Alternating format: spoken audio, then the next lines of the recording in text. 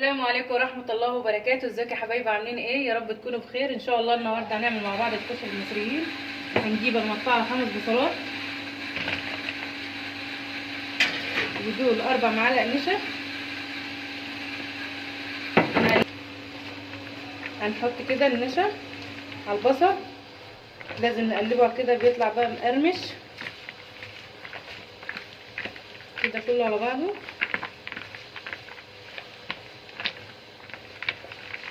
قلبنا كده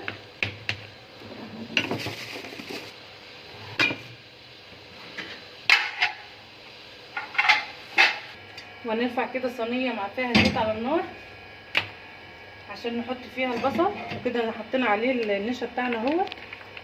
حطيت 4 معالق نشا على 5 بصلات، قصدي 4 بصلات على كل بصله معلقه نشا كبيره.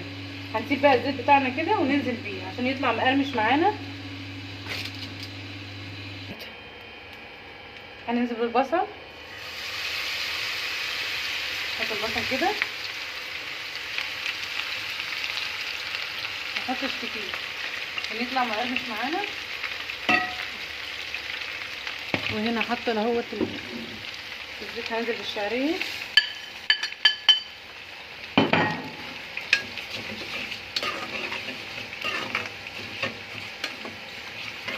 كده. هي الشعريه بتاعتنا بدات تصفر اللون الاصفر دي. هنجيب بقى العدس، انا حطاه من بقالي نص ساعه، حطاه في الميه السخنه. هننزل بيه كده، لازم تحطوه في ميه سخنه الاول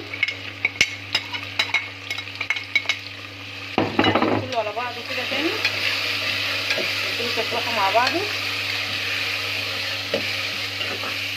حطيه في ميه سخنه قبلها بنص ساعه وتحطيه على الشعريه وما تعمليش حلوه ياما ولا حاجه.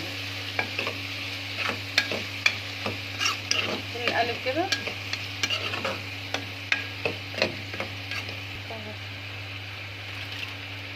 شايفين لونه جميل اهو.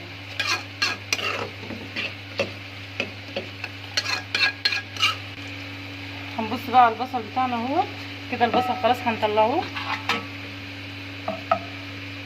عايزينه كده يبقى مقرمش كده. هنطلع كده، شايفين النشا خليه جميل، بص كده ناشف ومقرمش وحلو. هنطلع كده نخليه اللون الذهبي الحلو ده عشان ما يتحرقش كده، يبقى ممرر في الاكل. هننزل بقى بالرز بتاعنا كده على العدس وعلى الشعريه،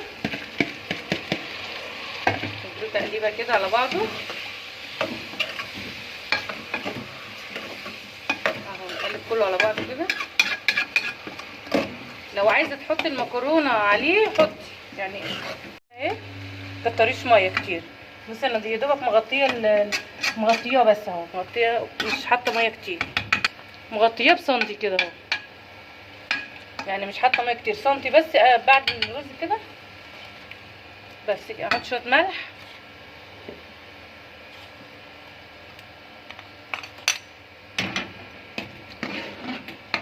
شايفين انا مش حاطه ميه ياما اهي. هنسيبه غطي عليه بقى ونسيبه. طماطم نعمل الصلصه بتاعتنا بتاعت الكشري. طماطم حمرا لازم تبقى حمرا وهنصفيها، اهم حاجه تصفيها. لو الطماطم مش حمرا نحط معلقتين صلصه، بتبقى طعمها جميل وبتدي ايه، الصلصه بتاعتنا بتبقى حمرا.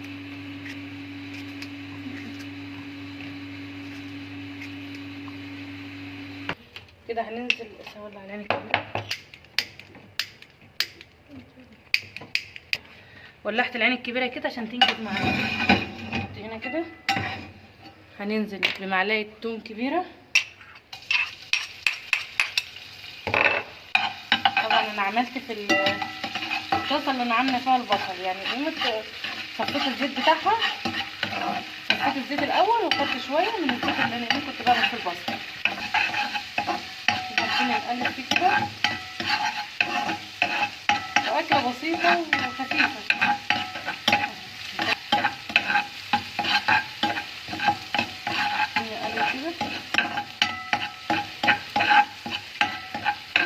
هننزل بقى بالصلصه، شايفينها حمرا وجميله ازاي. هننزل بقى معلقه ملح ومعلقه كمون، يعني يجي معلقه كده من بهارات الحواوشي، نزلت بمعلقه كده من بهارات الحواوشي. وهنسيب الصلصه بتاعتنا بقى كده، وهننزل كده بمعلقتين خل، ادي واحده ادي التانية. طبعا تحطي معلقتين كبار، مش زي ده كده، معلقتين كبار. وهنسيب بقى الصلصه بتاعتنا كده.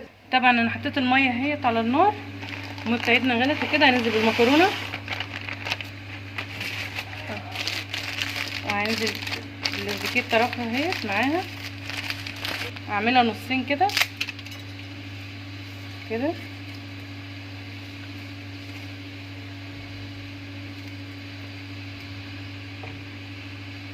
كده خلصنا الكشري بتاعنا. طبعا انا كنت جايبه الحمص جاهز، غسلته وحطيته على طول. جربوه بالطريقه اللي احنا عاملينها مع بعض، هيعجبكم جدا. طبعا مصر مشهوره بالكشري المصري والفول والفلافل اكيد، والاكل البسيط الجميل بتاعنا ده. دعموني بلايك واشتراك، وتقولوا رايكم في الكومنتات، وفي حفظ الله.